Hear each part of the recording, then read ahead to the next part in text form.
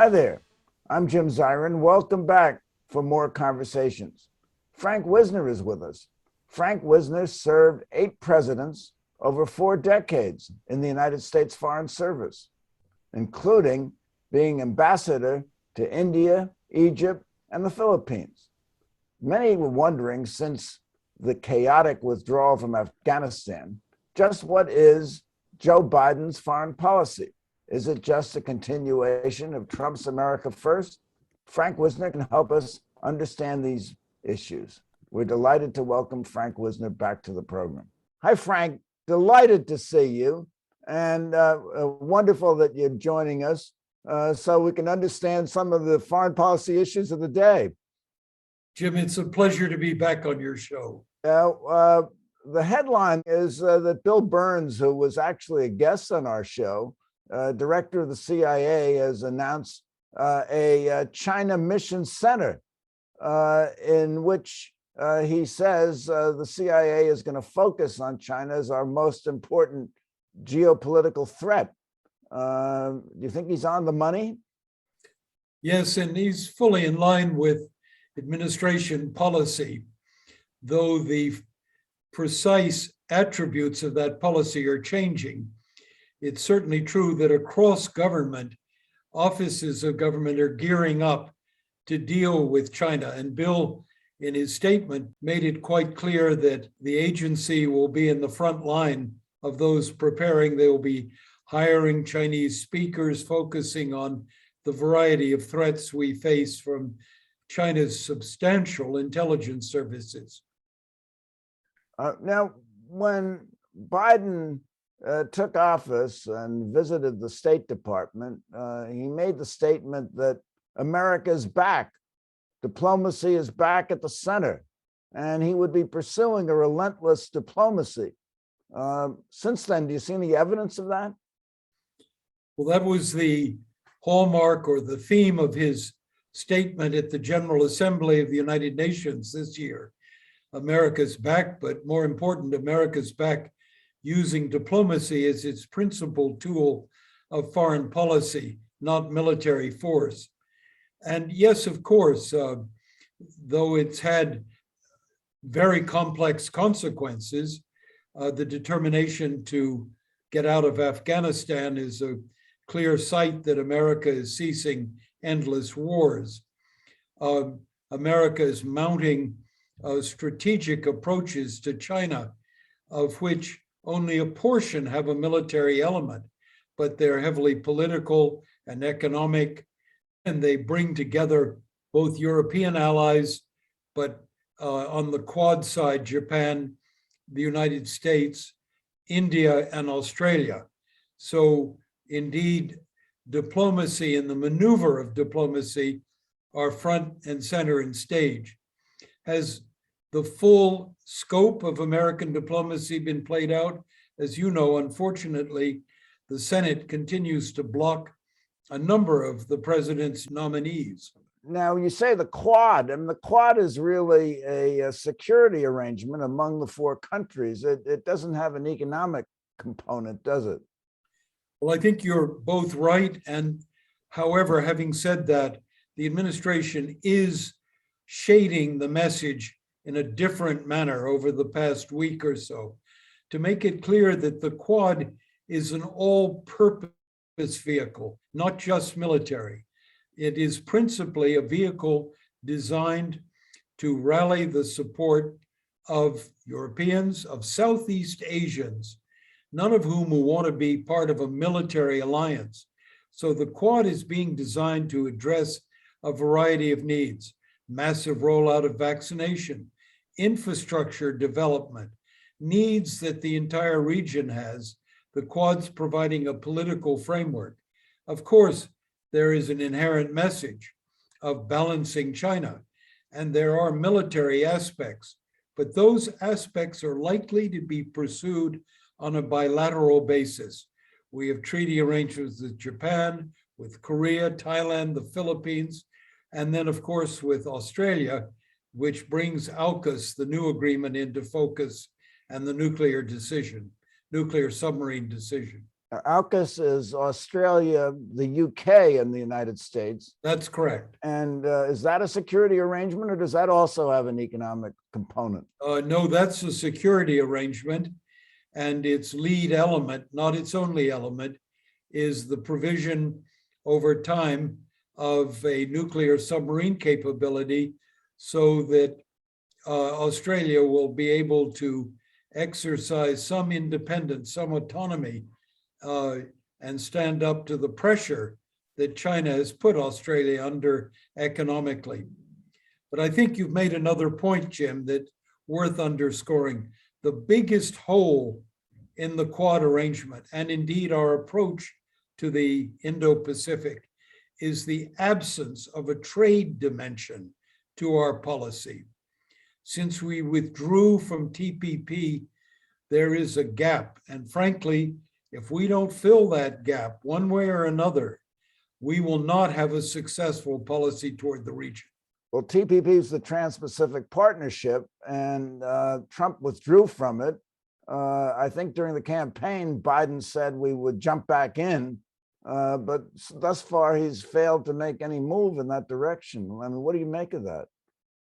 Well, I think it's a very difficult domestic question with the president now focused so heavily on securing the necessary infrastructure, soft and hard legislation that would profoundly change the face of America and our social welfare system.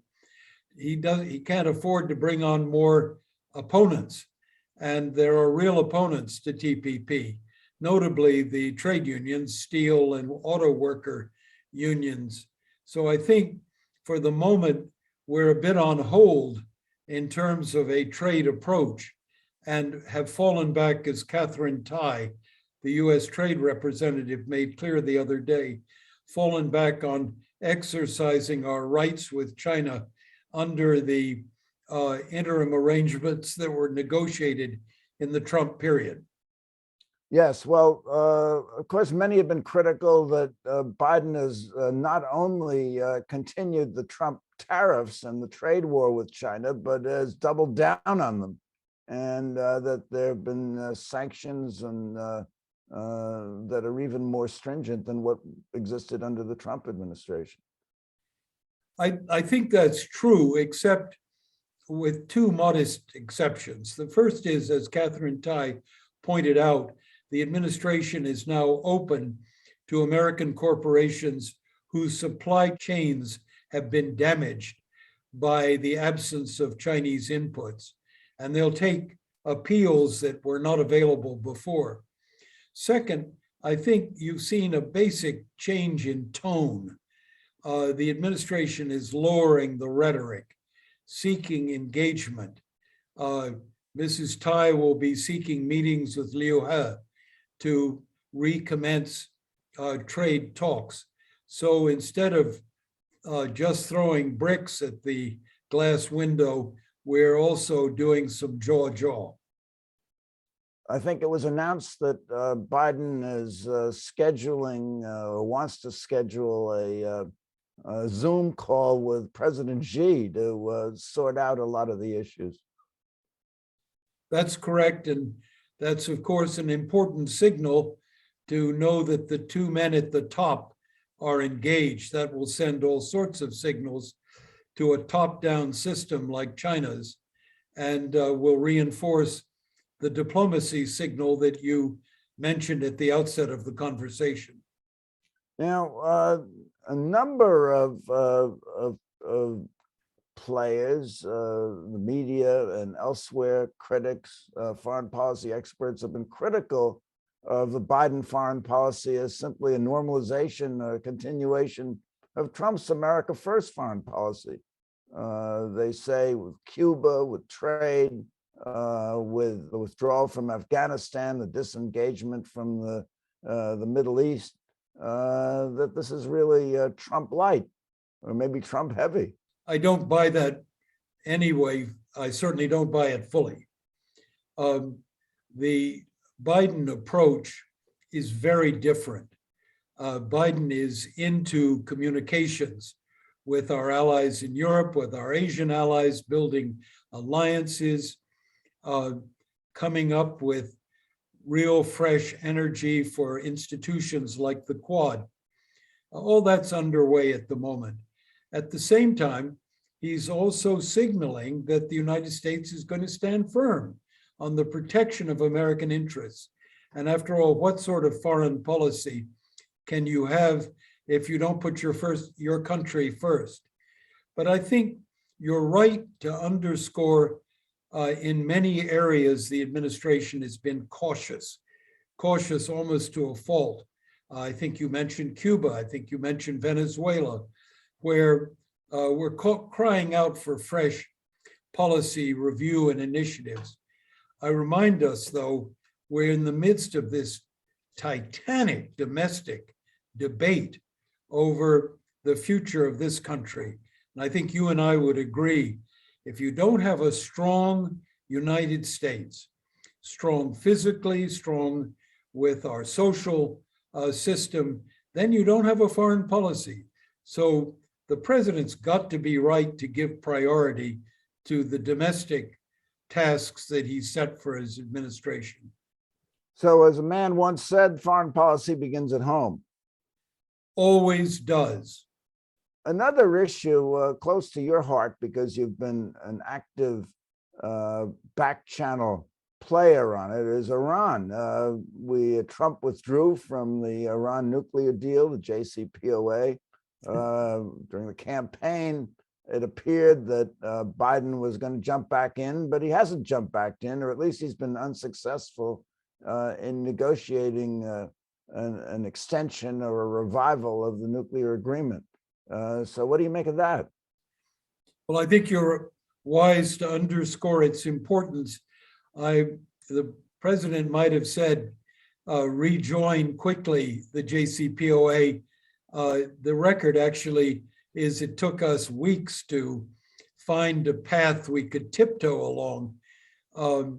And the engagement didn't start until spring of this year, at which point the Iranians had their own election and a change of administration.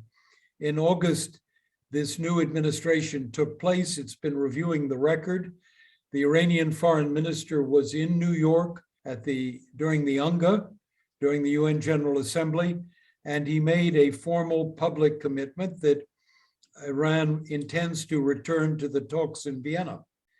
Now, that's important, but it isn't sufficient. We don't yet know what Iran will bring back to the table. We're absolutely certain that if Iran escalates its demands for imposing on the United States new demands, these talks are not going to go anywhere. If Iran comes back in and moves smartly to address the issues that are outstanding, then we've got a chance. So I'm not pessimistic nor optimistic. What I am, Jim, is determined when I say it is important, indeed essential, that we get an agreement with Iran. The region is much too dangerous. The absence of any political context within which to operate with Iran leaves us all exposed to the vagaries of violence. And that's, given the history of the Middle East, a much too dangerous place for us to be in. Let's just dance back to Afghanistan. Are you critical of the chaotic way in which we withdrew from Afghanistan? Jim, yes, I am. And in fact, heartbroken, just like you are, at the human tragedy that's unfolded. But I think we have to be careful in our minds and recognize it for what it is. Number one, we are out of a war that we could not win. We're out of a war that was slowing us down from the kinds of engagements elsewhere in the world that are essential to American national interests. We're out of those issues. And therefore, we may be facing a humanitarian problem, a humanitarian tragedy, but we're not facing a strategic defeat. We still have a powerful position at home and abroad. with our allies, and with our own capabilities. And I see the United States with plenty of cards to play on the international stage. We can address the humanitarian issues from Afghanistan, not fully.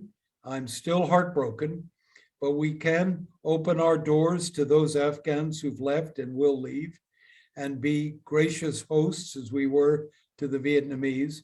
And we can at the same time provide humanitarian relief to the circumstances Afghanistan is currently facing. These are tasks to be worked through, but the options are open to us. Are you critical of tactically of our having withdrawn the military first rather than leaving them in until we got out everyone who we wanted to get out? Well, we took the last person to leave Kabul airport was a soldier, a general. So we didn't take our military out of the airport. What we had done during the Trump period is reduce the American force to such a small number that it was not sustainable on its own without the indulgence of the Taliban. As long as the Taliban saw we were leaving, we could maintain a very small residual force. I do not believe that would have continued and disagree with those who argue that we could stay in perpetuity. I see no reason to follow that line of argument. I don't believe it's accurate. I believe we would have been in greater danger. And I also don't believe there was an end game.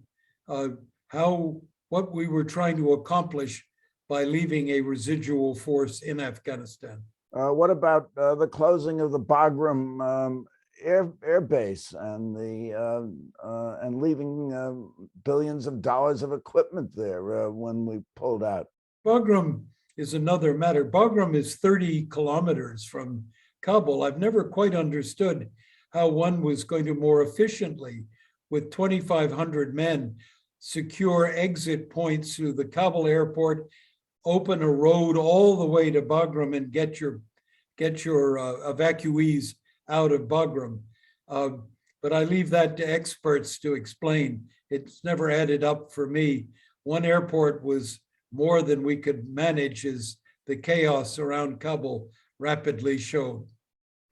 Well, there's probably enough blame to go around for the chaotic withdrawal.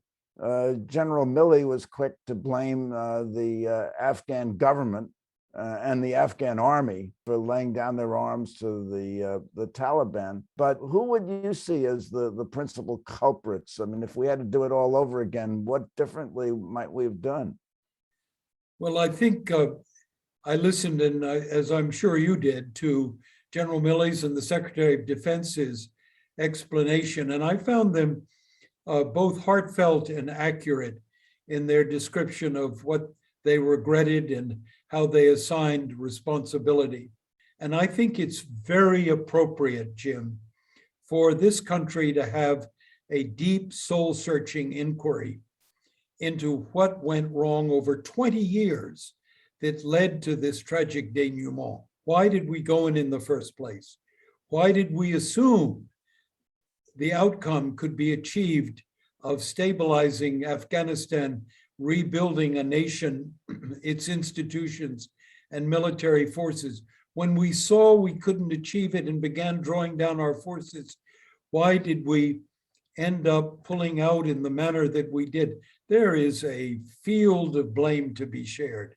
Biden came in at the very last moment, after an agreement had been signed by the previous administration, pulling our remaining troops out. The stage was set for the end. Now, of course, the actual evacuation, I'd like to think, could have been better organized. I regret that as early as the spring of this year, we didn't have in place the preparations that we were going to need. We've had experience in Vietnam in the past. I recognize the dangers of premature departure to the stability of Afghanistan, but I think the intelligence didn't indicate how dire the situation was. So lots of blame, and particularly important for Americans to reflect on the totality of the Afghan experience so that we don't make these mistakes again. Well, of course, it was our longest war, but the reasons for going in the first place seemed to be quite clear, and it had broad public support. Al-Qaeda had training camps there. They were using the training camps as a base to attack the United States. And we had to interdict that, and we had to degrade Al-Qaeda. And by going in, we succeeded in doing it. We drove them out. And we always knew that if we pulled out, the Taliban would come back. And the potential that, well, as Millie said, it's a shot of adrenaline once we left in the arm of Al-Qaeda and the terrorists. Jim, that's one way of looking at it. And I agree that the opening point that we needed to respond to the violence committed against this country on 9/11. I don't think there's any doubt about that. Where my doubts begin are immediately thereafter. When we said our mission is not simply to send a signal to Al-Qaeda and to the Taliban, but to actually remake Afghanistan, its institutions, its military forces, to transform its social environment. This is where we got into a task that we could not achieve a successful outcome. This is an ancient country riven by tribal, religious, ethnic divisions. The United States was not going to be able to fix that with any number of magic wands.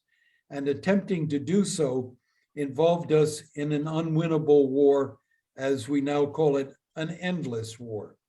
Reverting to China, Biden has certainly continued Trump's interaction with Taiwanese officials, which appears to provoke China. And we've branded China our principal adversary and competitor. It seems to me we're ramping up the heat on China, which is something which started with Trump. Do you think that we should be doing that, or should we be taking a fresh approach? Well, Jim, I think we are taking a fresh approach if you compare what this administration's doing to what Trump did. Trump launched the attack against China. He blew the whistle, but there wasn't a strategy to follow it.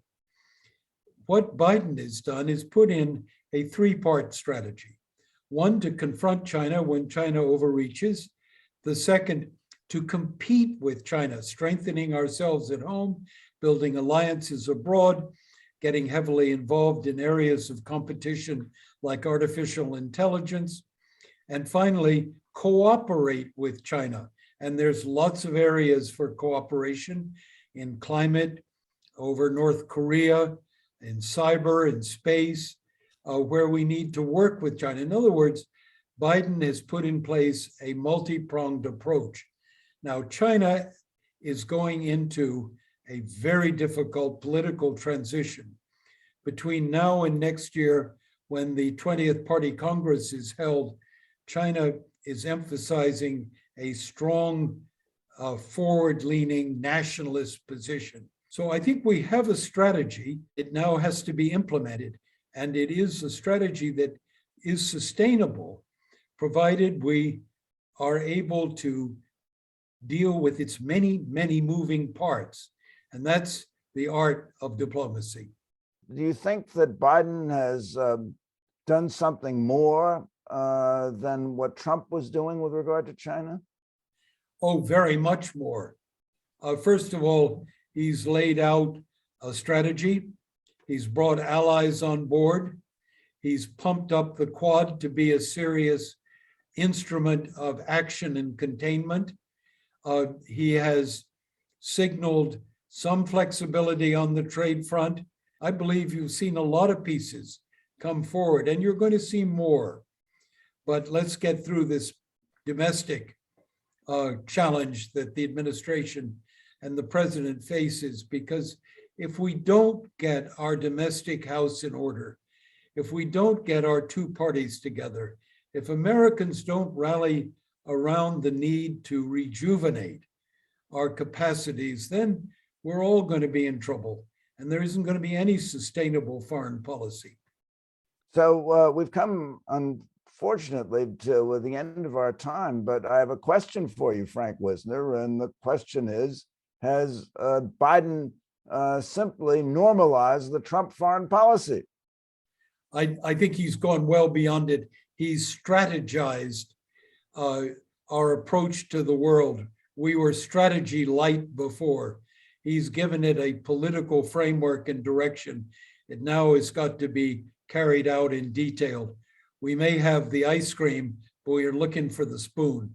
Well, let's get the spoon. So, Frank Wisner, thank you so much for coming by. This has been absolutely marvelous. And thank you for coming by. Tune in next week for more conversations. I'm Jim Zirin. Take care. Be well. Good luck and all the best.